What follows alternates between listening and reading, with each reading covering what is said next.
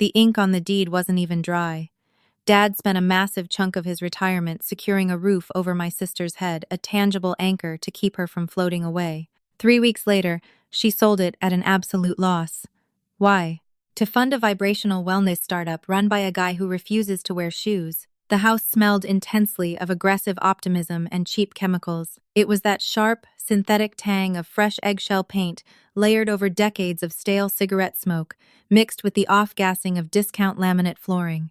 Dad stood in the middle of the empty living room, his shoulders hunched in that permanent way they'd adopted over the last 5 years. He was breathing heavily through his nose, a slight wheeze whistling in the quiet space. He looked small against the vast expanse of beige. He held a single, shiny brass key on a bright yellow plastic tag. "Well," Dad said, his voice thick with a forced, desperate kind of cheer. "It's all yours, kiddo. A fresh start." Chloe was leaning against the doorframe. She didn't cross the threshold immediately.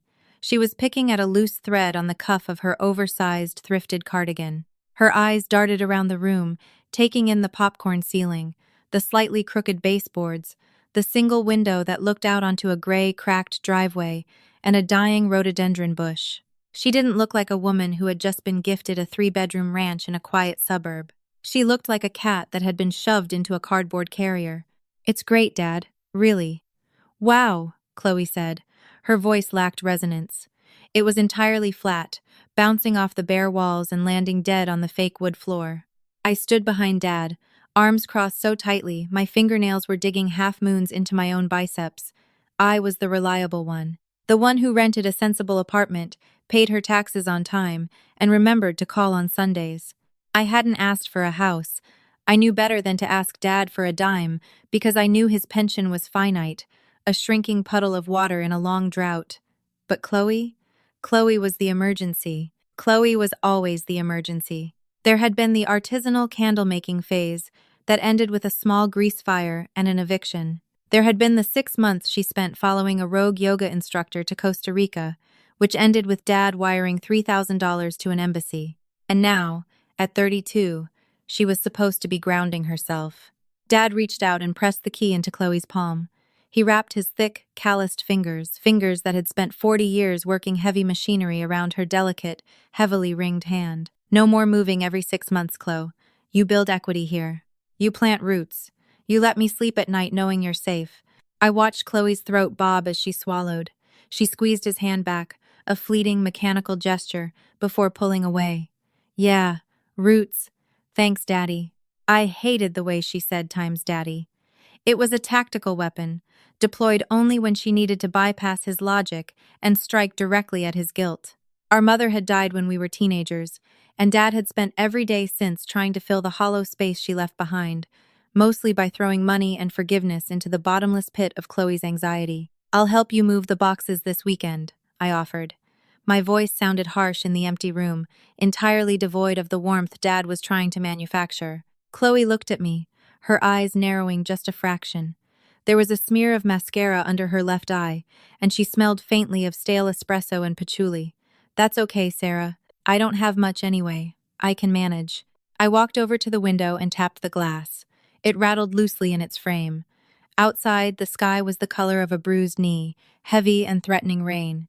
I felt a sudden, sharp ache behind my ribs, a messy knot of pure resentment, tangled up with a pathetic, desperate hope. I wanted this to work. I wanted this cheap, chemical-smelling box to be the thing that finally fixed her. Because if she was fixed, if she was settled, maybe Dad could stop vibrating with constant, low-level panic. Maybe I could stop waiting for the 2:00 a.m. phone calls. We left her there that afternoon.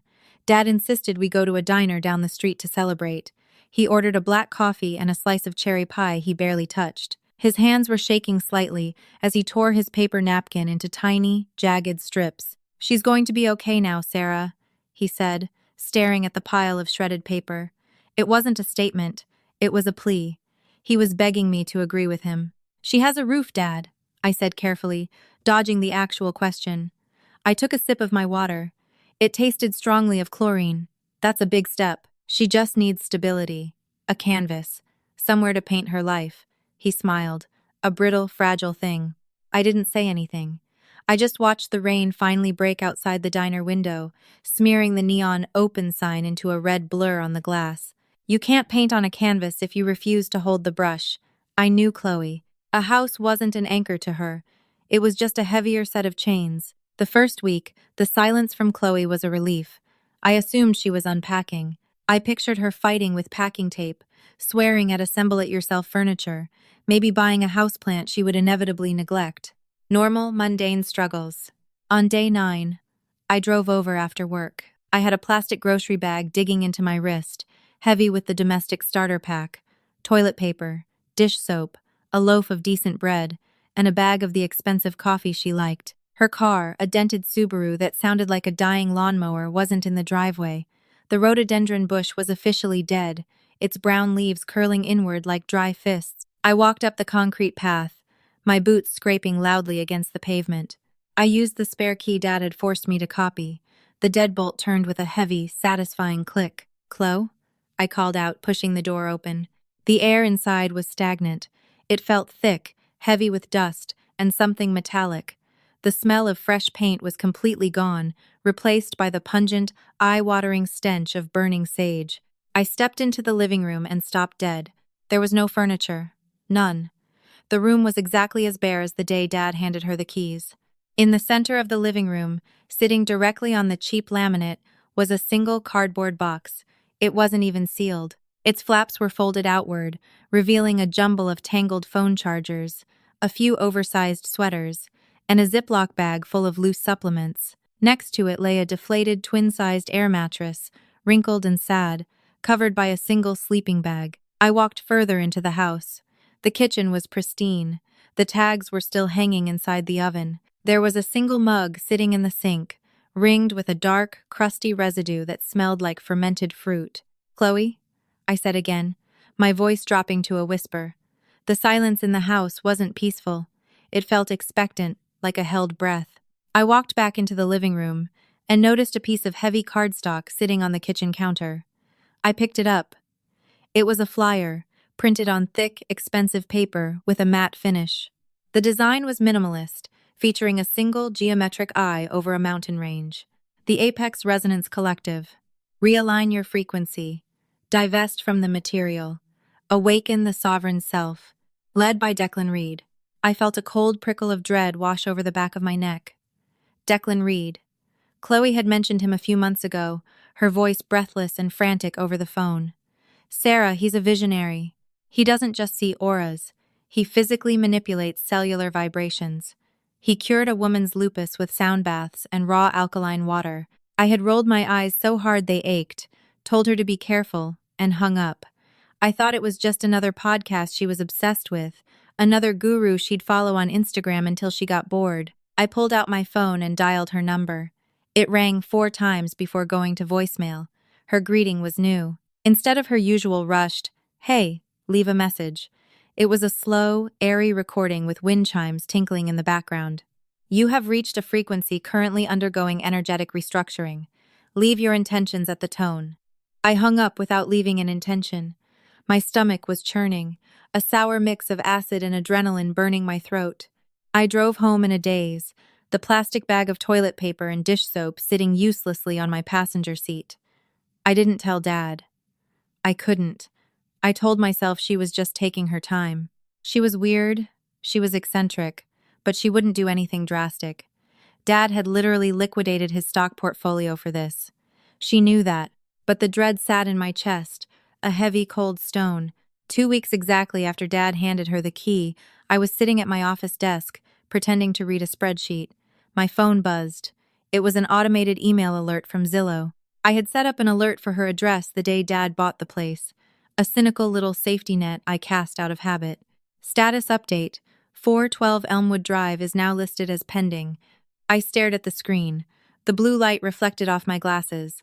I blinked, convinced the pixels were playing a trick on me. Pending, not listed, pending, which meant it had been listed quietly, without a sign in the yard, and had already received an offer. I grabbed my keys, walked out of the office without telling my manager, and drove straight to the house. The Subaru was in the driveway. The trunk was popped open. I practically ripped the front door off its hinges. Chloe was standing in the kitchen. She wasn't packing, she was just staring at her phone, her thumb swiping aggressively. She looked thinner. Her cheekbones were sharp, and the dark circles under her eyes looked like bruises. She was wearing a linen tunic that looked like a potato sack. "What did you do?" My voice didn't sound like mine. It was a low, ugly growl. She jumped, dropping her phone on the counter with a sharp clack. "Sarah, Jesus, you can't just barge in here. I'm doing breath work." "What did you do?" I stepped toward her. I could smell her now. She hadn't showered in days. The patchouli was failing to mask the sharp tang of stress sweat. She crossed her arms, her jaw setting into a stubborn, defensive line. "I don't know what you're talking about." "Zillow, Chloe. Pending. You sold it. You sold the house." Her eyes darted to the window, then to the floor. She uncrossed her arms and nervously began twisting the heavy silver rings on her fingers. The metal scraped against metal, a tiny grating sound. It wasn't the right space for me, Sarah," she said, her voice trembling but gaining speed as she spoke, falling into a rehearsed cadence. "The energy here is totally stagnant. It's a dead zone." Declan came over and did a reading. He said the foundation is built on grid lines of trapped, low vibrational grief. I literally couldn't breathe in here. "Declan," I spat the name out like a rotten piece of meat. "You sold the house Dad bought you because a barefoot grifter told you the drywall was sad?" "He is not a grifter," Chloe snapped, her eyes flashing with a sudden manic intensity. "He's building something real, the collective. We're buying a massive plot of land in the desert. Off-grid. No EMF radiation. Pure cellular sovereignty. But we needed capital." I felt the blood drain from my face. The room spun slightly. "Capital. You used Dad's house, Dad's times, life savings times, as venture capital for a cult. It's an intentional community, Sarah. You wouldn't understand. You're so trapped in the matrix, in your little 9 to 5, worrying about mortgages and retirement." Declan says holding on to property is just hoarding heavy karma. He says holding on to property is bad, so you gave him the money from yours? I screamed. I couldn't help it. The sound tore out of my throat, raw and painful. "I didn't give it to him," she yelled back, her voice cracking. "I invested it. I'm a founding partner. When the retreat opens, I get a percentage of the retreat fees. It's an investment in my future. Something Dad always wanted for me." "How much?" I asked. My voice was a dead weight now. I felt entirely numb. "How much did you sell it for, Chloe?" "You barely owned it for 3 weeks. You had to have taken a loss." She looked away, her linen-clad shoulders slumping. "It was an all-cash buyer. An investor. Declan knew him. We had to move fast to secure the land in Arizona." "How much?" She mumbled a number. "It was $50,000 less than what Dad had paid for it 21 days ago." I looked at my sister. Really looked at her. I didn't see the eccentric, free-spirited girl she thought she was. I saw a vacuum. A black hole that would consume anything and anyone stupid enough to get close to its orbit. "You have to tell him," I said quietly. Chloe flinched. "No, not yet. I'm leaving tonight. Once we break ground on the sanctuary, I'll send him a video. He'll be proud when he sees I'm building something. He's going to have a heart attack, Chloe. Literally." I stepped back from her, suddenly repulsed. The air in the room felt toxic. Tell him I love him," she whispered, turning her back to me and grabbing a roll of packing tape. The screech of the tape being pulled off the roll echoed in the empty kitchen, a sharp, violent sound that made my teeth ache. I didn't say goodbye. I walked out, pulled the door shut behind me, and stood on the cracked driveway, letting the cold drizzle hit my face, wondering how long it would take for a man's heart to physically break. The drive to Dad's house took 22 minutes. I drove with the radio off, listening to the rhythmic, rubbery squeak of the windshield wipers smearing rain across the glass. My hands were gripping the steering wheel so tightly my knuckles throbbed. I felt sick. Not the nervous, fluttery kind of sick, but a heavy, bile-soaked nausea sitting dead in my stomach. Dad's house always smelled like boiled potatoes, old wool, and the sharp tang of the grease soap he used to scrub his hands after a shift at the plant. It was a smell deeply coded into my childhood, usually a comfort. Today, stepping through his front door, it just smelled like decay. He was in his recliner. The faux leather upholstery was cracked and peeling at the armrests, exposing the yellow foam underneath. The television was murmuring a rerun of a trivia show, casting a flickering, pale blue light across his face. He looked up when I walked in, his expression instantly shifting into that eager, slightly desperate smile he reserved for whenever the front door opened. He was always hoping it was Chloe. "Sarah," he said, pushing himself up. His left knee popped loudly. "Didn't know you were coming by. Everything okay?" I didn't take off my wet coat. I stood on the braided rug in the center of the living room. Water dripped from my hem, sinking into the wool. I wanted to soften the blow. I wanted to sit him down, make him a cup of decaf, and gently guide him toward the reality of his youngest daughter. But looking at him, at his thinning gray hair, his slumped shoulders, the cheap flannel shirt he wore to save on the heating bill because he had just given away $60,000 to a ghost, the anger overrode my empathy. I wanted him to hurt. It was a petty, ugly, deeply shameful desire, but it was there, hot and pulsing in my throat. I was tired of carrying the weight of reality while he floated in denial. "She sold it," I said. My voice was a flat line. Dad paused, halfway out of the recliner. He lowered himself back down slowly, his eyes locked on mine. The trivia show host on the television enthusiastically announced a daily double. "Sold what, sweetie?" "The house, Dad. Chloe sold the house, today." He let out a short, airy chuckle. A reflex. A defense mechanism. "Don't be ridiculous. She just moved in. She's unpacking." She didn't unpack a single box. She signed the papers this afternoon, to an all-cash buyer. I took a step closer. The floorboards creaked. She took a $50,000 loss to liquidate it immediately. I watched his face. I watched the exact moment the brain stopped rejecting the information and allowed it to sink into the bloodstream. It wasn't cinematic. He didn't clutch his chest or cry out. Instead, his face seemed to physically detach from his skull. The skin sagged. His jaw hung loose. The color drained from his cheeks, leaving behind a sallow, grayish-yellow pallor. "Why?" he whispered. The word barely had enough air to leave his lips.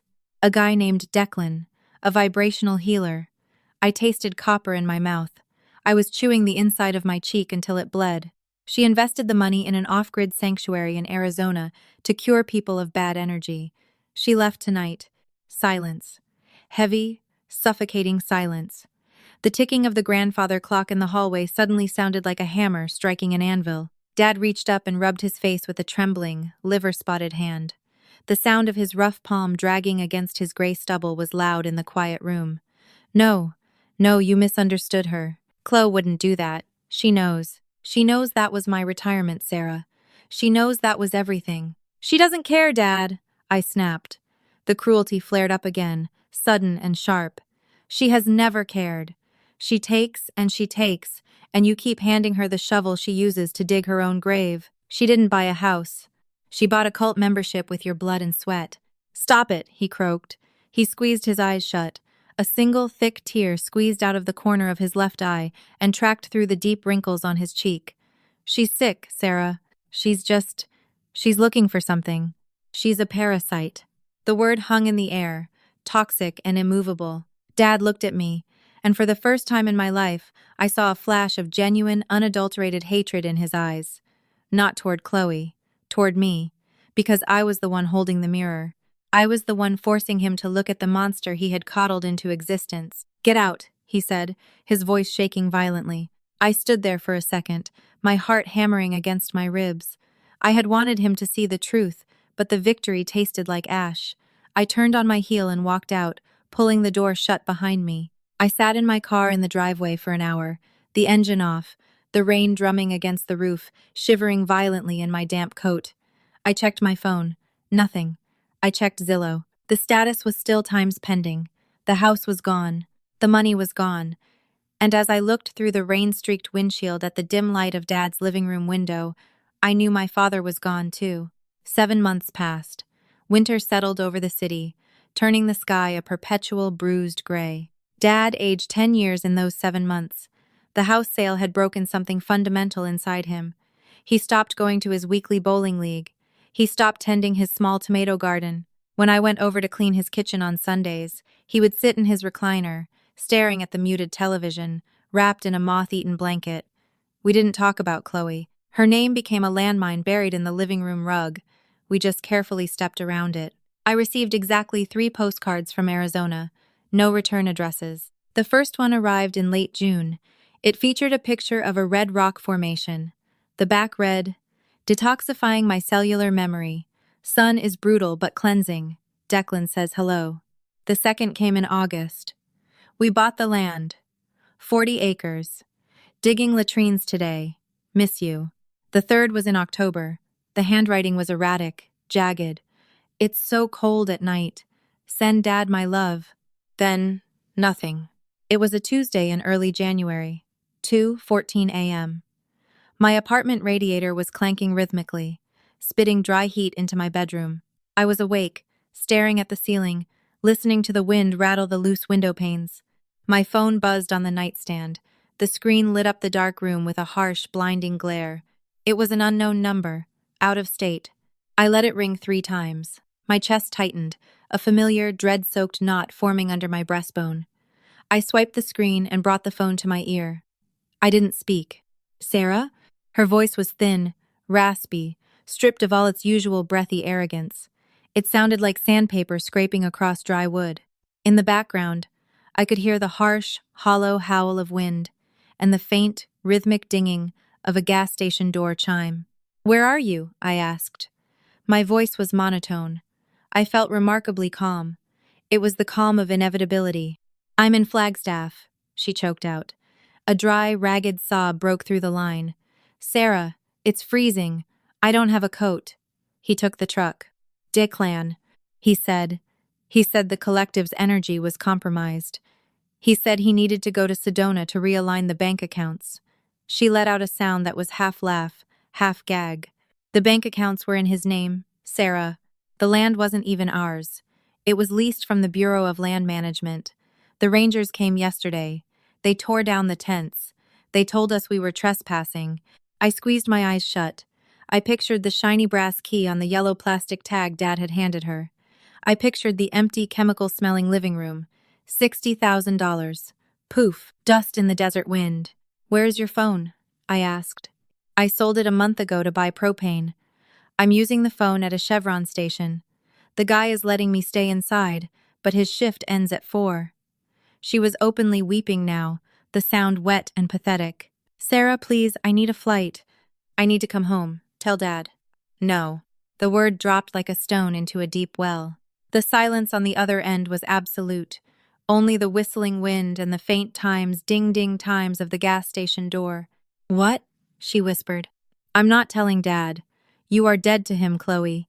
You killed him the day you sold that house. He sits in a chair all day and waits to die. You don't get to come back here and cry on his shoulder and ask him to buy you a warm meal." I sat up in bed, throwing the heavy duvet off my legs. The cold air of the apartment hit my skin, grounding me.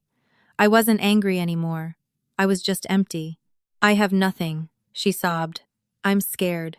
"You chose the desert, Chloe. You chose the dirt." I rubbed the bridge of my nose, feeling the sharp bone under the skin. "I will not buy you a flight. I am not letting you into my apartment. I am not letting you anywhere near Dad." "Sarah, please." "There is a Greyhound station in Flagstaff," I said, my voice hard and clinical. "I will buy a digital ticket under your name to Chicago. It leaves at 6 a.m. I will wire exactly $50 to the Western Union inside the station. That will cover food for the 2 days it takes you to get to Illinois." "Chicago? Why Chicago? I don't know anyone in Chicago." Panic laced her voice, high and shrill.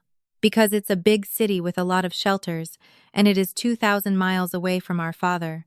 You're abandoning me." "No," I corrected her, staring blankly at the dark wall of my bedroom.